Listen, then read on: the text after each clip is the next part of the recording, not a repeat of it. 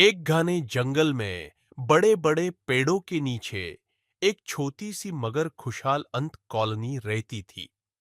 Colony की रानी बहुत समझदार थी और हमेशा अपनी कॉलोनी की सुरक्षा और भले के लिए सोचती थी। हर अंत का एक रोल था। कुछ खाना इकट्ठा करते तो कुछ नेस्ट की रक्षा करते। सब मिलजुल कर काम करते और कॉलोनी में शांति बनी रहती थी। इन्हीं छोटी अंट्स में से एक थी आदि, जो दूसरों से छोटा और कमजोर था।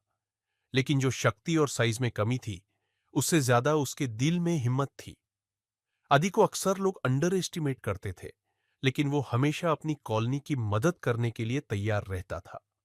एक दिन जब अंश धूप में मेहनत करके खाना इकट्ठा कर रहे थे, तभी एक बड़ा ससया उनकी कॉलोनी पर छा गया। ये एक विशाल छिपकली थी, जो अपनी तीखी नाखूं से जमीन को चीर रही थी। छिपकली भूखी थी और अंश की कॉलोनी उसके लिए एक आसान शिकार लग रही थी। कॉलोनी में घबराहट फैल गई जैसे ही छिपकली उनके नेस्ट के पास आई।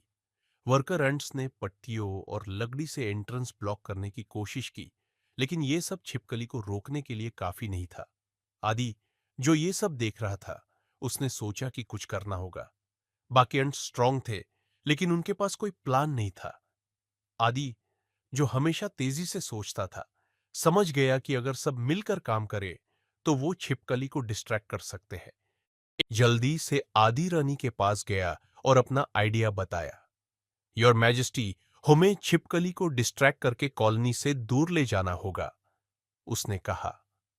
रानी, जो आदि पर भरोसा करती थी, उसके प्लान को मंजूर कर दिया। आदि ने तुरंत कुछ अंट्स को फूलों से स्वीट नेक्टर इकट्ठा करने के लिए भेजा। जब उनके पास काफी नेक्टर इकट्ठा हो गया, तब उन्होंने एक ट्रेल बनाया जो नेस्ट से दूर ले जाता था। आदि सबसे आगे था, उसके पास सबसे फ्रेग्रेंट नेक्टर का ड्रॉप था। छिपकली, जो मीठी खुशबू से खिंच गई थी, नेक्टर की ट्रेल के पीछे पीछे चलने लगी, बिना अंट्स के प्लान को समझे। जैसे ही छिपकली कॉलोनी से दूर गई, आदि और उसकी टीम ने मिलकर उसे और भी घने जंगल की तरफ ले गया।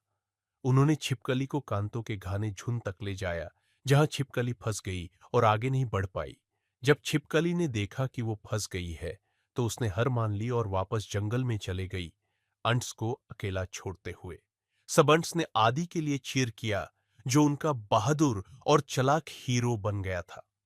रानी, जो आदि की हिम्मत और सूझबूझ पर गर्व करती थी, बोली, आज आदि ने हमें दिखाया है कि असली शक्ति न साइज में होती है, न ताकत में, बल्कि बुद्धि, हिम्मत और टीम वर्क में होती है। उस दिन के बाद आदि को कभी अंडर एस्टिमेट नहीं किया गया। वो पूरी कॉलोनी के लिए एक प्रेरणा बन गया, ये साबित करते हुए कि सबसे छोटा भी बड़े काम कर सकता है जब सब मिलकर काम करते हैं। और इस तरह कॉलोनी फिर से खुशहाल हो गई, हमेशा उस दिन को याद करते हुए जब एक छोटे से आदि ने अपनी हिम्मत और टीम वर्क से सबको बचा लिया था।